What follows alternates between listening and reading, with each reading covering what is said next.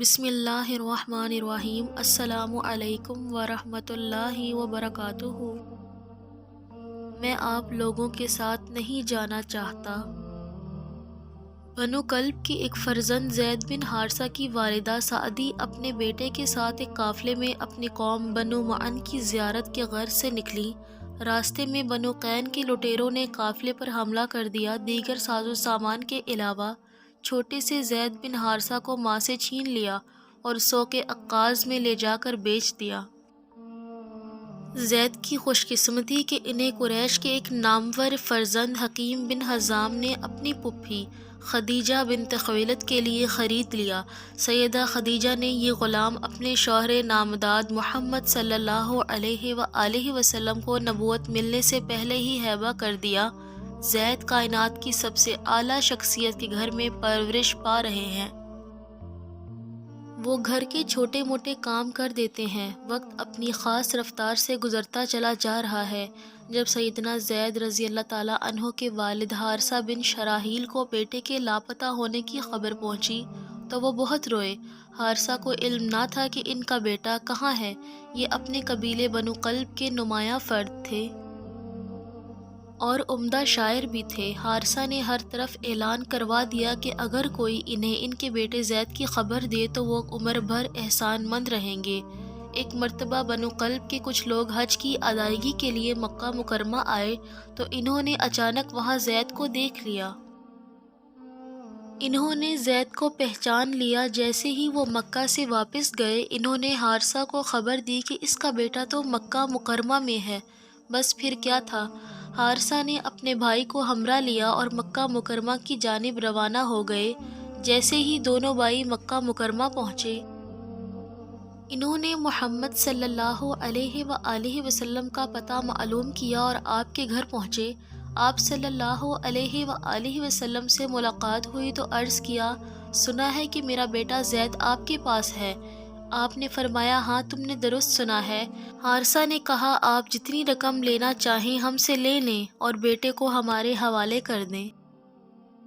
آپ صلی اللہ علیہ وآلہ وسلم نے فرمایا، ٹھیک ہے، میں تمہارے بیٹے زید کو بلاتا ہوں۔ اگر وہ تمہارے ساتھ جانے کو تیار ہے تو کسی معاوضے کے بغیر ہی لے جاؤ، مجھے اس کے جانے پر اعتراض نہیں، لیکن اگر وہ میرے پاس رہنا پسند کرے تو میں ایک ایسے شخص کو اپنے سے دور نہیں کرنا چاہوں گا جو میرے ساتھ رہنا چاہتا ہو۔ انہوں نے کہا، یہ تو آپ نے انصاف کے تقاضوں سے بھی بڑھ کر بات کی ہے۔ آپ صلی اللہ علیہ وآلہ وسلم نے زید کو بلوایا۔ جب وہ آ گئے تو فرمایا، یہ تمہارے والد اور چچا ہیں، تم ان کو پہچانتے ہو؟ زید نے اثبات میں جواب دیا اور کہا، جی ہاں، واقعی یہ میرے باپ اور چچا ہیں۔ آپ صلی اللہ علیہ وآلہ وسلم نے ارشاد فرمایا، زید، یہ تمہیں اپنے ہمراہ لے جانے کے لیے آئے ہیں، کیا تم ان کے ساتھ جانا چاہو گے؟ میں تمہیں اختیار دیتا ہوں، چاہو تو باپ کے ساتھ چلے جاؤ اور چاہو تو میرے ہی پاس رہو۔ زید کبھی آپ کی طرف دیکھتے تھے اور کبھی اپنے والد اور چچا کی طرف۔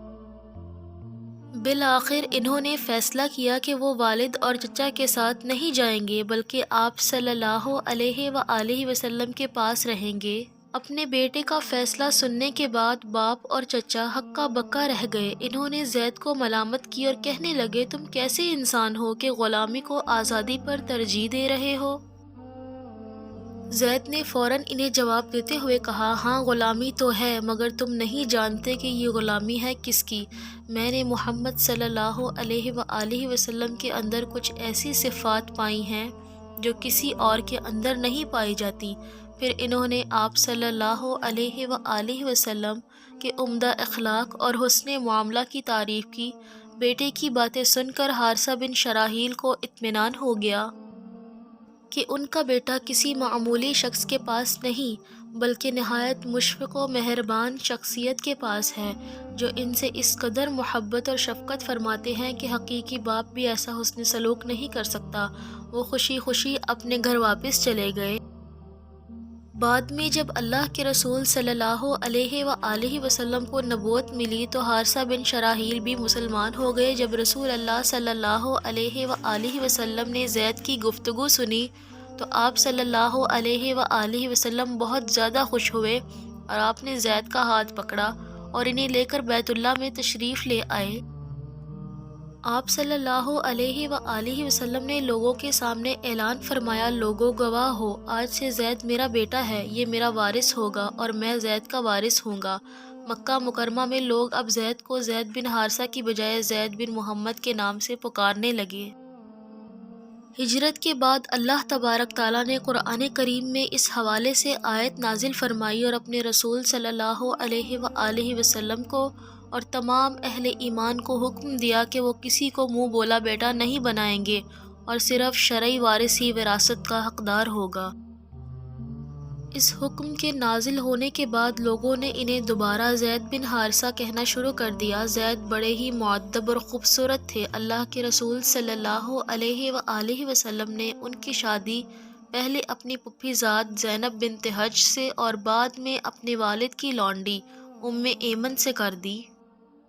سیدہ ام ایمن سے ان کے ہاں ایک بیٹا پیدا ہوا جس کا نام اسامہ رکھا گیا۔ اللہ کے رسول صلی اللہ علیہ وآلہ وسلم اسامہ کے ساتھ اپنی اولاد جیسی محبت فرماتے تھے۔ آپ نے اسامہ بن زید اور حسن بن علی رضوان اللہ علیہم اجمعین کے لیے ایک ساتھ دعا فرمائی، یا اللہ میں ان دونوں سے محبت کرتا ہوں، تو بھی ان سے محبت فرما۔ مزید ایسی اسلامک ویڈیوز دیکھنے کے لیے ہمارے چینل ماریہ خان وائس کو سبسکرائب کریں۔ اللہ حافظ۔